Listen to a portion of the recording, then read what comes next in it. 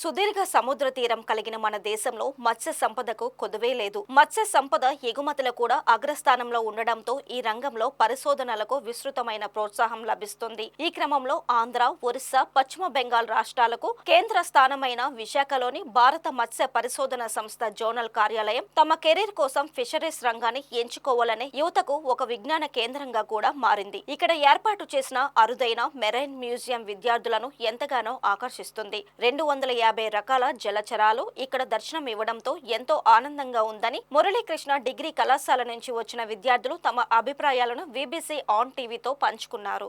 ఇటీవల ఆంధ్రప్రదేశ్ పర్యాటక శాఖ సూచించిన దర్శనీయ స్థలాల్లో ఈ మ్యూజియం కూడా భాగం పొందడం ఎంతో ఆనందంగా ఉందని కార్యాలయ ముఖ్య కార్యనిర్వహణ అధికారి బామిరెడ్డి తెలిపారు.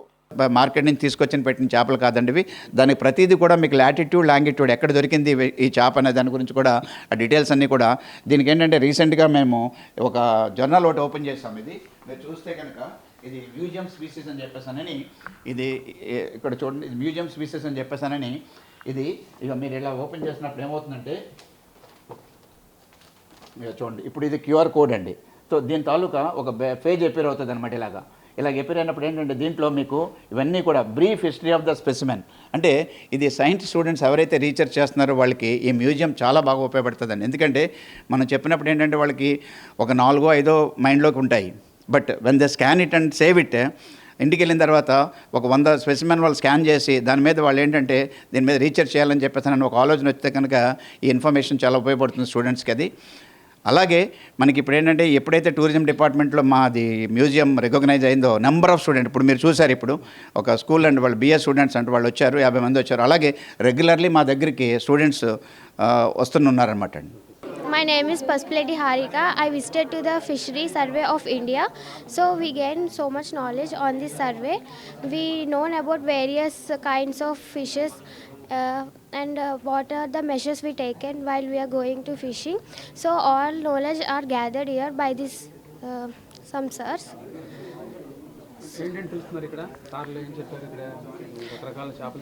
Yes, various types of fishes are seen here in the museum, and also some details are given with QR codes, and we all are very interested to visit this museum. Myself Jay Kumar. So ఈరోజు మా college తరపు నుంచి ఇక్కడ fishery survey of India దగ్గరికి రావడం జరిగింది. So ఇక్కడికి వచ్చిన తర్వాత మేము పీపీటీని ప్రజెంట్ చేశారు. సో ఇక్కడ ఉన్నటువంటి సైంటిస్ట్ గారు మరియు ఇక్కడ ఉన్నటువంటి అందరూ, సో మేము ఈ యొక్క పీపీటీని చాలా బాగా ఎంజాయ్ చేసాం. పైగా చాలా ఇన్ఫర్మేషన్ని తెలుసుకున్నాం. సో జనరల్గా ఎప్పుడు మేము బీచ్కి వెళ్ళేటప్పుడు కానీ అవుటింగ్కి ఎక్కడికైనా వెళ్ళేటప్పుడు కానీ మేము తెలియకుండానే చాలా చెత్తని బీచ్లో పడేయడం అనేది జరుగుతుంది. సో దాని కారణంగా ఎన్ని ప్రాబ్లమ్స్ వస్తున్నాయో ఈ పీపీటీ కారణంగా తెలుసుకున్నాం. సో ఇప్పటి నుంచైనా మేము ఆ తప్పు చేయకుండా ఇంకొకరి చేత చేయించకుండా ఉండడానికి ప్రయత్నిస్తాం. Thank you. మత్స్య సంపద అనేది భవిష్యత్తులో కాపాడుకోవాలి కదా, అంటే ఎక్స్పోర్ట్ క్వాలిటీగా చాలా ఎక్కువగా ఉపయోగపడుతుంది. ఈ రంగంలోకి రావాలని ఇంట్రెస్ట్ అవుతుందా? మెరైన్ ఫీల్డ్లోకి రావాలని ఇంట్రెస్ట్ అంటే ఆసక్తి కలుగుతుంది. సో ఈ యొక్క పీపీటీ కారణంగా ఇంకా ఇన్ఫర్మేషన్ మేము తెలుసుకోవడం అనేది జరిగింది. ఇంట్రెస్ట్ పెరిగిందా దీని మీద? ఇంట్రెస్ట్ పెరిగింది. వాడు అంతరించిపోతున్నట్టు కాపాడుకోవాలి. ఎక్స్పోర్ట్ క్వాలిటీ కూడా మనం సుదీర్ఘ తీరరేఖ ఉంది కదా, కోస్ట్ లైన్ మనకు ఉంది ఇండియాకి.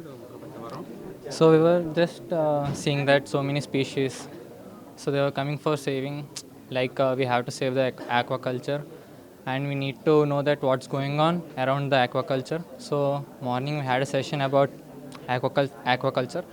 So they were explaining about a lots of turtles, animals, or so many creatures, that so many endangered species are also there, so we could save them. And a lot of plastic which we are using, that's not good for our culture, so we should save them. And we should use less plastics and save the aquaculture. Most probably our sir thought lot about the plastic and saying that there's a lot of usage since 3 years and 4 years, so we should save that. ఇక్కడ fish exhibition అనేది అక్కడ చాలా సైంటిస్టులు చాలా research చేసి రకరకాల species ఉన్న అంతరించిపోతున్న జలచరాలు ఏవైతే ఉన్నాయో మనకి మత్స్య సంబంధించి చాలా ఆశ్చర్యం వస్తుంది. మనం ఇండియా వైడ్గా తీసుకున్న మన కోస్టల్ రీజియన్లో విశాఖపట్నం చాలా డెవలప్ చేయడానికి ప్రభుత్వం తీసుకున్న చర్యలని చాలా ఎక్కువగా ఇంప్లిమెంట్ చేశారు. దానివల్ల ఇక్కడ మనం తీసుకున్న సైంటిస్టులు అవ్వచ్చు, రీసెర్చ్ మెంబర్స్ అవ్వచ్చు, ఇక్కడ ఉన్న టీమ్ మెంబర్స్ అయినా అవ్వచ్చు, వీళ్ళు చేసే ఎఫర్ట్కి హృదయపూర్వక ధన్యవాదాలు తెలియజేస్తున్నాను.